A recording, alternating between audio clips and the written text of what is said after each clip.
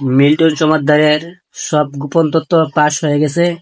এই হুজুরের কথাগুলি সবগুলি মন দিয়ে শুনেন। মিল্টন সমাদ্দার সবাই তখন ভালো বলতেছে।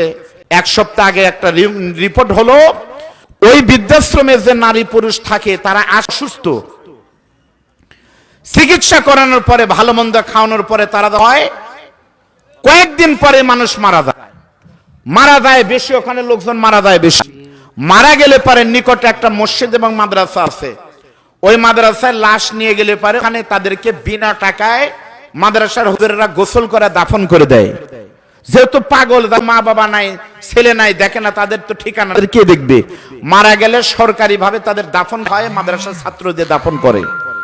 রিপোর্টে এসেছে ওই বৃদ্ধাশ্রমের নারী পুরুষ মহিলা যারা অসুস্থ হয়ে মারা যায়, তাদের গোসলানোর সময় দেখা গেল তাদের বেশিরভাগ কাছে কাঁটা দেখা যায়, মাঝে মাঝে কাঁটা পাওয়া যায়। যারা লাশ ধোয় তাদের সন্দেহ হলো কি এখান থেকে যারা মারা যায় কয়েকদিন পর পর তাদের সবারই অঙ্গ প্রত্যঙ্গ জায়গায় কাটার চিহ্ন, কারণ কি?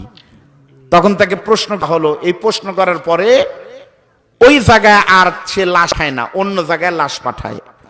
তদন্ত করেছে সাংবাদিকরা, দেখার পর দেখা গেল মানুষ তার পিতামাতাকে